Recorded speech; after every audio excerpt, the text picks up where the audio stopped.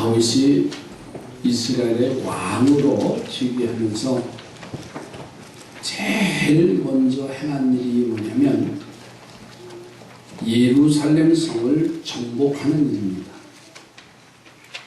그래서 그는 그 예루살렘 성을 정복을 하고 그 성에 이름을 붙이지요. 그것이 다윗성이에요. 그리고서는 예루살렘의 동남쪽에 있는 구릉지역, 또 기드론 골짜기, 드보르온 골짜기 사이에 하나의 융기되어 있는 지역이 있는데 그것을 시온이라고 이름을 불렀습니다. 그러다가 솔로몬이 다윗성의 북쪽 높은 구릉에다가 성전을 짓지요. 그리고서는 이 성전에 그 지역 구릉을 시온이라고 불러요. 이 시온의 이름은 구약 성경에 보니까는 152회가 나옵니다. 또 신약 성경에도 찾아보니까는 7회가 나오고 외경에 16회가 나옵니다. 이처럼 많이 기록되어진 것은 그 하나님의 거룩한 성전을 상징하거나 하나님이 함께하는 동행의 의미가 있기 때문에 시온이라는 말이 많이 등장을 합니다. 나중에 모든 예루살렘 성과 그 주민들을 나타내는 명칭으로 시온이즘, 시온이라는 말을 써요. 또 신약에 와서는 새 예루살렘, 하나님의 어린 양이 구원받은 백성들과 함께 사는 새 하늘과 새 땅을 상징하는 말로다가 시온이라는 말을 썼어요. 계시록 14장 1절 말씀에 이런 말씀을 써요. 또 내가 보니 보라, 어린 양이 시온산에 섰고 그와 14만 4천이 섰는데 그 이마에 어린 양의 이름과 그 아버지의 이름을 쓴 것이 있도다 라는 말씀이 나와요. 오늘 읽으실 본문 속에서 하나님의 성전과 하나님의 백성을 상징하는 시온에서 하나님께서는 그 백성들에게 복을 내리실 것이다 이렇게 말씀하셨어요. 여러분은 3절 말씀에 가서 보세요. 천지를 지으신 여호와께서 어디에서? 시온에서 누구에게? 내게 복을 주실지어다. 이 시온이라는 말이 바로 하나님의 성전, 하나님의 백성을 상징하는데 시온에서 내게 복을 주신다. 저는 그래서 이 아침에 시온에서 복을 받는 성도들의 길을 소개하려고 합니다. 지난 2015년도 11개월 동안 우리가 하나님의 성전에서 섬기며 지금까지 예배자들로 우리를 세워주셨는데 이 시온에서 복을 누리는 우리 삼산의 온 성도들로 세워져 가기를 바랍니다. 시온에서 받는 복이 뭐냐? 첫째로는 1절에 보니까 밤에 여호와의 집에 서 있는 사람들이 이 시온에서 복을 받는다 그랬어요.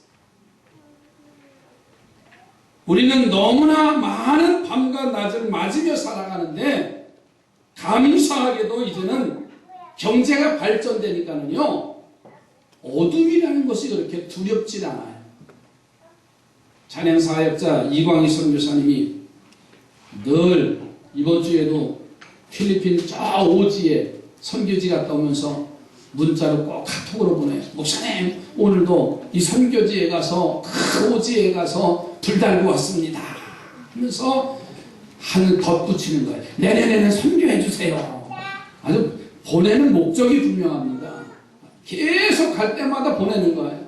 그냥 사람이 이제 여기 각인되는 거예요. 그러나 예전에는 저희도 어렸을 때는요 밤이 왜 그렇게 캄캄한지, 지금은 시골에 가도요 다 농도길에 가로등길이 있어가지고 그렇게 이웃집에 다닌다든가 어딜 갈 때 그렇게 어렵지 않아요. 근데 어렸을 때 교회 한 번 가는 그 길도요, 캄캄해가지고. 한 번은 성탄절 새벽송 돌다가 진흙탕에 한번 빠진 적이 있어요. 진흙탕도 아니지요. 외양간 뒤에 소 거름을 이렇게 담는 데 있어요.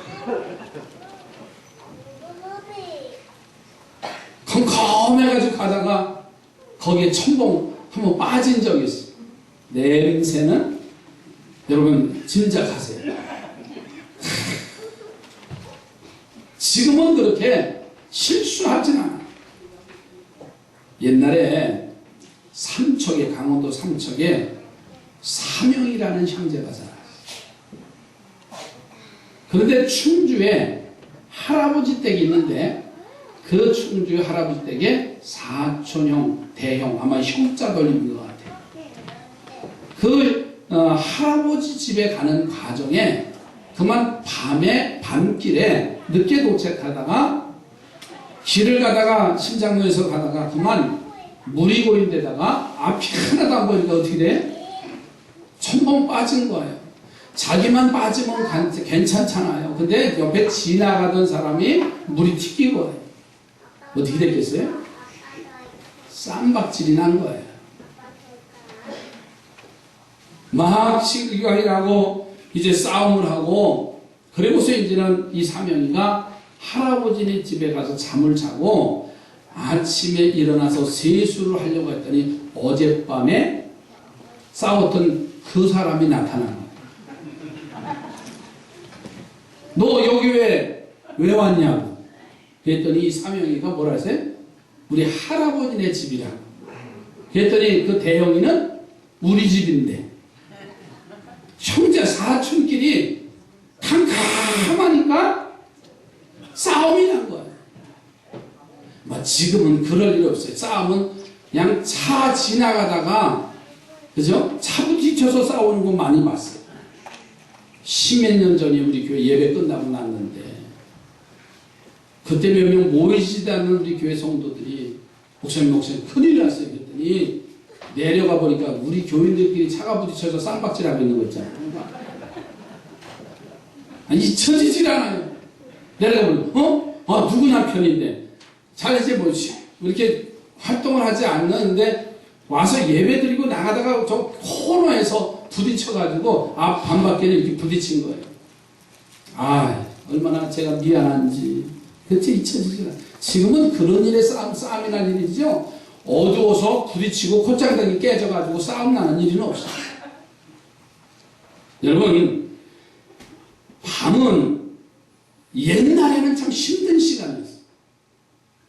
그러나 오늘 본문에 나오는 밤이라는 것은요, 내가 살면서 겪는 어려운 때를 상징하는 단어가 밤이에요. 자, 그런데 그런 어려울 때 다른 곳에 있지 않고 하나님의 거룩한 시온성, 즉 성전에 있는 사람이 복이 있다 그랬어요. 여러분, 밝고 편한 낮에만 성전에 계시고 힘들고 어려울 때는 내가 세상에 있지 않느냐. 하나님이 사랑하시고 하나님이 복을 주시며 동행하는 사람은 밤이나 낮이나 하나님의 성전에 있는 사람을 하나님이 복 주십니다.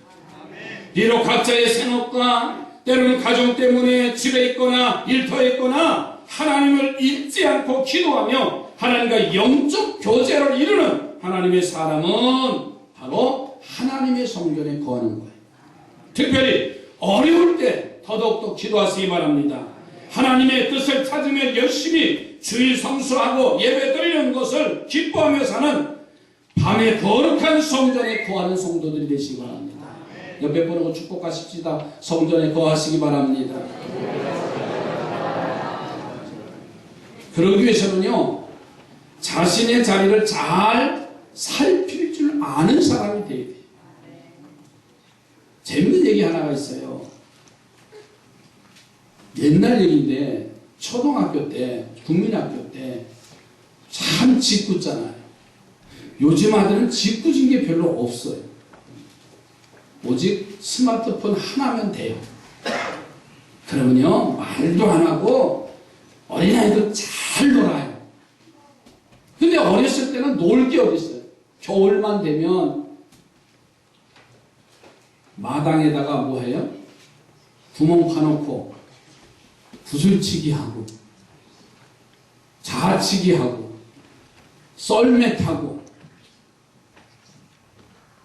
그냥 논둑에다가 불 놓고 바지 다 태우고 얼음 지치다가 빠져서 오는 게 대부분의 옛날의 이야기예요. 참 짓궂게 살았어요. 나는 김장철만 되면 잊혀지지 않는 게 하나 있어요. 그때 당시 시골에 차가 아주 귀했거든요. 그런데 이 쌀, 김장, 가을 거지를 실러 온 차가 있는데 이 촌놈이 차를 타봤어야 되잖아. 어디 매달려요? 뒤에 매달리는 거예요. 뒤에 매달렸으니까 이 짐차가 운전수가 알아요? 모르잖아요. 막 그냥 달리는 거예요. 야, 이거 그냥 타고 가다가는 서울까지 갈 것 같아. 그래서 친구들하고 야 하나 둘 셋 하면 내리는 거다. 내리는데 발 한 짝을 땅에다 살짝 끌면서 내리는 거예요. 하나 둘 셋 하고 딱 내리는데 신장 놓으니까 돌이 얼마나 많아요. 후배 친구 한 놈은 무릎 나가 나는 옆구리 나가고 자 그런 놀이밖에 더 했어요. 아주 참 짓궂게 했어요. 어떤 아이가 아저씨가 자전거 타고 가는데 다 짐차잖아요. 짐을 싣고 다니고 다 가는데 이 초등학교 국민학교 직구준님 하나가 아저씨 막 자전거 타고 무겁게 짐을 싣고 가는데 아저씨 뭐가 떨어졌어요. 그래도 소리 지르는 거예요. 그 짐을 싣고 갔던 아저씨가 궁금하잖아요. 자전거 타고 오시면 알지만 짐을 싣고 가다가 계속 페달을 짚고 가야 힘이 들던데 가다가 서서 자전거를 세워놓고 뭐가 떨어졌다니까는 그래서 두리번두리니까 떨어진 게 아무것도 없는 거예요. 야 뭐가 떨어졌냐 그랬더니 이 직구전님이 아저씨 자전거 뒷바퀴가 앞바퀴에 떨어졌어요. 그래서 그게 얼마나 화가 나. 이 아이는 어떻게 됐겠어요? 맞은 거지요. 분별할 줄 알아야 되잖아. 아이 친구들과 놀을 때 농담. 그러나 어른하고 대화를 나눌 때 자기 분별이 분명해야 되잖아. 오늘 영적인 사람도 마찬가지입니다. 세상과 분별할 줄 아는 성도가 되시기 바랍니다. 정말 믿음의 사람이 어떻게 내가 바로 서야 되는 것을 분별할 줄 알아야 돼. 오늘 이 아침에 말씀을 들으시면서 여러분의 자리를 살펴보시기 바랍니다. 밤에 나는 여호와의 집에 서 있는가? 아니면 어려운 문제를 해결하려고 사람 찾아다니고 세상 방법을 사용하면서 하나님께 도와달라고 외치고 있지는 않는지 분별해 볼 줄 알아야 돼. 어려울 때일수록 성도가 밤을 만날 때일수록 약복강에서 천사와 씨름한 야곱처럼 하나님의 손에 서 있는 믿음의 성도들이 되시기를 바랍니다. 하나님의 성전에 서 있는 자는 복이 있다 그랬어요. 두 번째로는 성소를 향해서 손을 들어야 됩니다. 오늘 2절 말씀해 봐서 보세요. 성소를 향하여 너희 손을 들고 여호와를 송축하라 그랬습니다. 솔로몬은 성전을 건축하고서 하나님 앞에 봉헌 기도를 드릴 때 사무엘상 8장 30절에 이렇게 기도합니다. 종과 주의 백성들이 이곳을 향하여 기도할 때 주는 그 간구함을 들으시되 주의 계신 곳 하늘에서 들으시사 사하여 주옵소서. 자신과 자신의 백성이 성소를 향해서 손을 들고 기도할 때 죄짓고 그 죄값으로 회전하고 돌아오며 그 성소를 향해서 기도할 때 죄를 범함으로 나라의 기근이 들어 깨닫고 회개하고 성소를 향해서 기도할 때 질병이 들었을 때 적군과 전쟁을 앞두고 그곳에서 이 성소를 향해서 손을 들고 기도할 때 이방인이 주의 소문을 듣고 이 성전을 향해서 손을 들고 기도할 때 하나님 들으시고 하나님 치료하시고 용서하시고 승리하게 하시옵소서 하고 솔로몬이 성전을 지어서 하나님 앞에 간절히 기도했어요. 여러분, 이 성전이 지어진 지가 만 10년째입니다. 내일이면 입당 예배드린 지가 만 10년째 되는, 단 하루가 부족한 날이에요. 이 성전을 지어놓고 예배에 입당하고 성별할 때 솔로몬이 했던 기도가 이 성전에서 있었어요. 이곳에 오는 자들이 주님을 만나게 하시고, 이곳에서 기도할 때 문제가 해결되게 하시고, 이곳에 들어올 때 죄인들이 치료받고 회개 용서받고 승리하게 달라고 하면서 성결의 기도를 했어요. 때문에 이스라엘 백성들은 성전에 들어와도 손을 들고 기도했고, 이스라엘 백성들은 전쟁터에 나가서 먼 곳에 있을 때 예루살렘 성전을 향해서 기도했고, 심지어 바벨론의 포로로 잡혀가 70년의 세월이 지나감에도 그들은 예루살렘 쪽을 향해 창문을 열고 여호와 하나님, 전능하신 하나님 앞에 기도하는 사람이 되어졌습니다. 우리가 너무도 잘 아는 다니엘을 보세요. 그가 사자굴에 던져짐을 당하는 처지에 들어갔어도 예루살렘 쪽을 향하는 동쪽 창문을 열어놓고 그는 기도하는 것을 쉬지 않았습니다. 시온에서 복을 주시는 하나님의 은혜를 받기를 원하시는 성도들이요, 성전을 향해서 손을 드는 우리 삼산의 성도들이 되어져 가기를 주님의 이름으로 축복합니다. 손을 드는 이유는 두 가지입니다. 첫째는 회개의 의미가 있습니다. 지금까지 내 손으로 무엇을 하려고 애를 쓰고 내 손으로 잘 해보려고 했지만 그 결과에 열매가 없으니 이제는 손을 들고 하나님께 항복합니다. 그러니 하나님이 이 손을 잡아주시고 용서하시고 도와주시옵소서라는 의미지요. 우리가 부르는 찬송가 천부여 의지없어서 손 들고 옵니다. 회개의 의미입니다. 나는 부족하지만, 나는 약하지만은 주님 앞에 두 손을 들을 때 주님은 이겼다고, 믿음의 승리자가 됐다고 우리의 손을 들어 주실 줄로 믿습니다.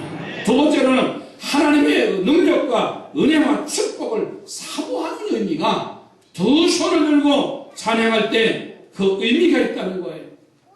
여러분, 그 손을 향한 곳으로부터 무엇을 받기를 원하는 그런 두 손을 보내는 겁니다.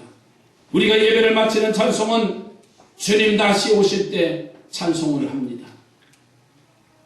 모두가 다 두 손을 높이 들면서 주님을 향한 기대, 하나님의 능력과 은혜와 축복을 사모하는 마음으로 우리가 두 손을 들고 높이 하나님을 찬양하잖아요.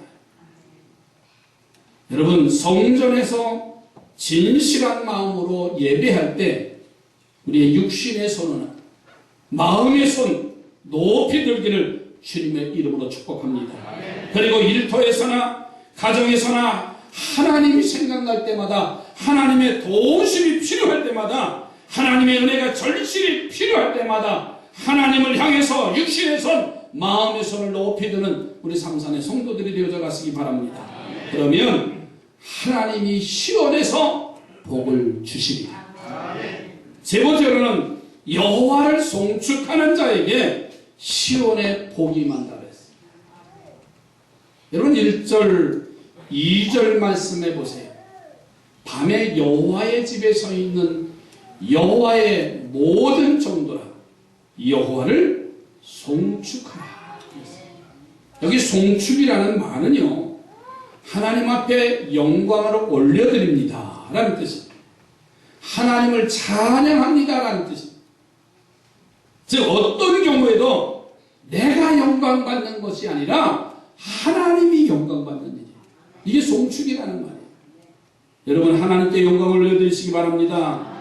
이런 행동은 결코 그런데 쉬운 일이 아니잖아요. 그렇기 때문에 우리가 이러한 자세를 가지게 되면, 하나님을 송축하는, 영광을 올리는 자세를 가지면 하나님이 그 귀한 행동을 보시고 인정하시고 그 값으로 시온의 복을 내리게 하신다는 거예요. 여러분, 사울왕을 보세요. 기름 부어 이스라엘의 초대 왕이 됩니다. 하나님이 함께 하시기 때문에 사울의 길이 열려지잖아요.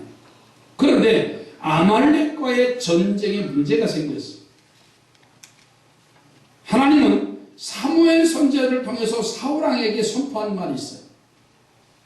아말렉과 전쟁을 할 때 모든 숨쉬는 것은 다 멸하라고 명령을 했어요. 사람이든 짐승이든 모두 다 멸절시키라고 했어요.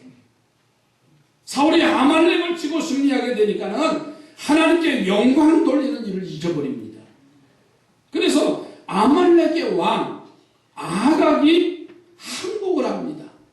그런데 사울왕은 저를 멸하지 않고 아말렉 아각 왕을 포로로 잡아오는 거예요. 적국의 왕을 포로로 잡아오니까는 이스라엘 백성들은 대단히 환호성을 칩니다. 사울의 모습이 대단히 높아졌어. 그런데 문제는 이 사울왕이 하나님의 명령을 어긴 거예요. 불순종한 거예요. 여기서부터 하나님께 영광을 돌리는 길이 물 건너간 길이에요.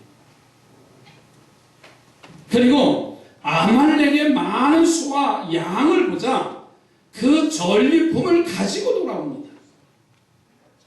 하나님은 숨쉬는 것 모두를 다 죽이라고 명하셨어요. 그런데 그 많은 짐승을 보니까는 이 사울왕의 마음이 바뀌어졌어요. 하나님의 뜻은 사라지고 자기의 욕심이 앞장서게 됐어요. 그리고 갈멜산에서 자신의 승전비 기념비를 세우고 길갈로 갔다는 말씀이 나와요. 여러분 사무엘상 15장 12절에 가서 보면 이런 말씀이 있어요. 사무엘이 사울을 만나려고 아침에 일찍 일어났더니 혹시 사무엘에게 고하여 가로되 사울이 갈만에서 자기를 위하여 기념비를 세우고 돌이켜 행하여 길갈로 내려갔는지라는 말씀입니다. 자, 전쟁은 누가 이기게 하셨어요? 하나님이 이기게 하셨어요. 그런데 그 영광을 하나님 앞에 돌리지 아니하고 자기의 이름을 빛내는 기념비를 사울이 세워요. 첫 단추를 잘못 끼고 계속 잘못될 수밖에 없어요. 이런 소식을 들은 사무엘이 사울왕을 찾아갑니다. 사울은 사무엘을 만나서 그의 입술에서 이런 말이 나왔어요. 사무엘상 15장 13절에 가서 보니까 사울왕이 사무엘 선지자를 만나니까 사울에게 이르니까 사울이 그에게 이르되 원컨대 당신은 여호와께 복을 받으소서. 내가 여호와의 명령을 행하였나이다. 이런 말을 해요. 전혀 자신의 잘못을 인식하지 못한 사울의 모습을 보는 거예요. 지금 하나님의 사람에게 사울이 말합니다. 여호와께 복을 받으소서. 아무리 잘못했어도요, 자신의 잘못을 인식하는 사람은 가능성이 있습니다. 그러나 작은 잘못을 하고도 자신의 잘못을 못 깨닫는 사람은요, 그 잘못이 작아도 큰 잘못을 범한 것보다 하나님을 더 중하게 여기십니다. 여러분, 사무엘이 그런 사울을 향해서 아각을 사로잡은 일과 자신의 귀에 들리는 짐승의 소리가 왕이 하나님의 명령을 어긴 것을 추궁을 합니다. 그래서 사무엘 선지자가 탄식을 하는 거예요. 뭐라고 말했어요? 따라서 합시다. 순종이 제사보다 낫습니다. 탄식을 하는 거예요.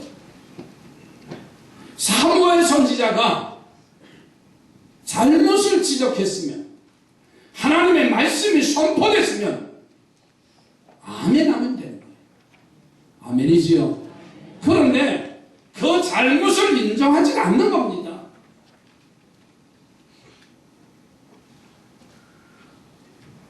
교회 이은옥 비집사님이 요리 전문인가 합니다.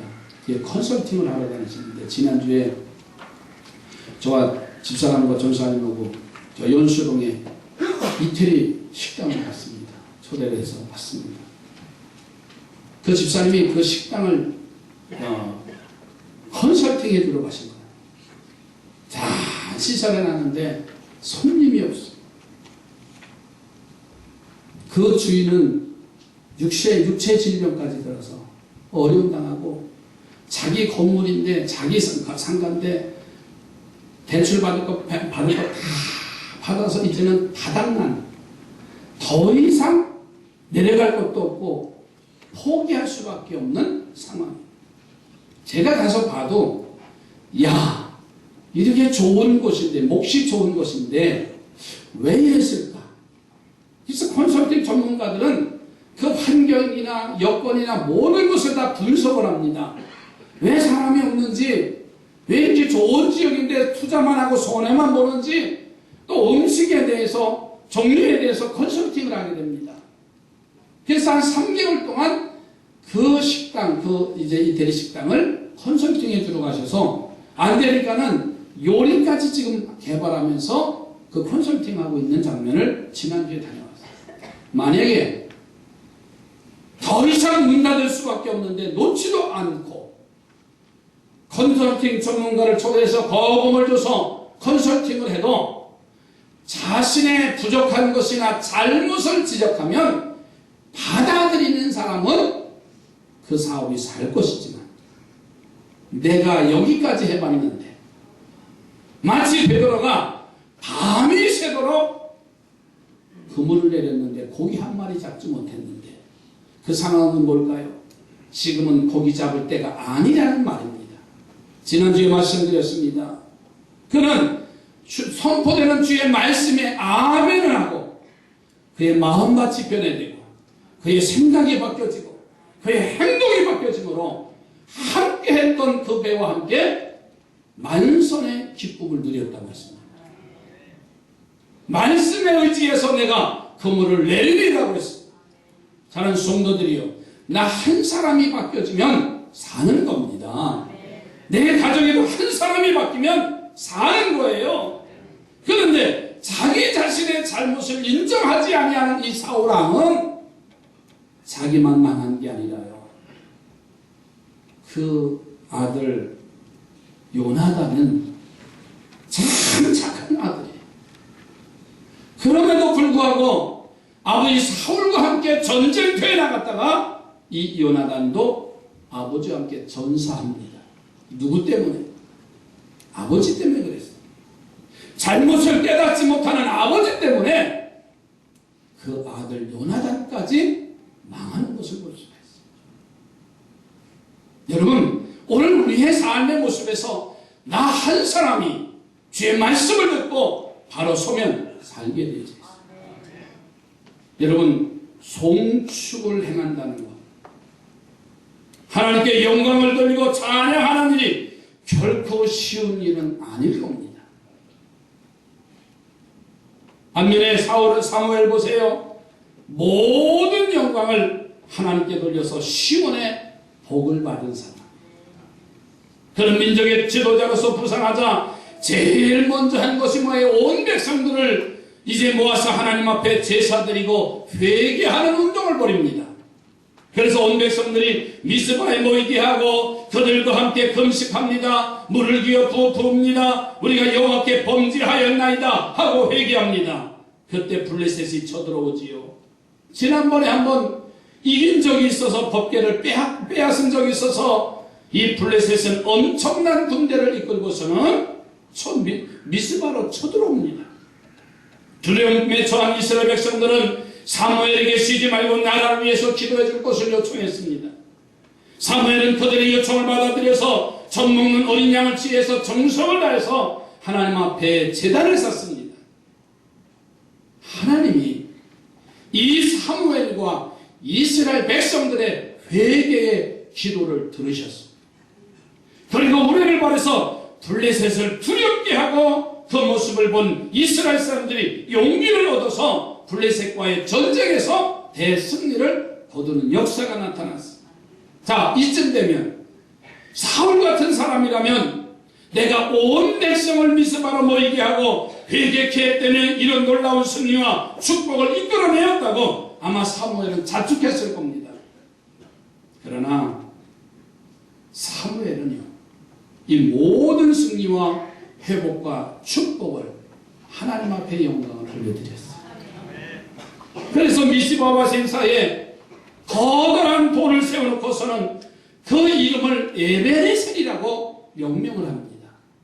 여기까지도 오신 하나님, 이후에도 오실 에베네셀의 하나님, 모든 영광을 하나님 앞에 돌리고 하나님을 찬양했습니다. 이런 귀한 자세이기에 하나님은 시온의 복을 사무엘과 그 백성들에게 내려서 승리의 복을 누리게 하셨습니다. 사랑하는 성도들이여, 송축의 삶을 살기를 주님의 이름으로 부탁을 드립니다.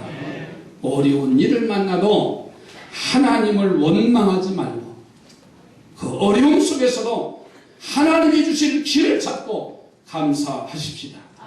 좋은 일, 복된 일을 만나면 더더욱 교만하지 말고 하나님 앞에 영광을 돌리고 감사의 찬양을 드리는 우리 모두가 되기를 주의 이름으로 축복합니다.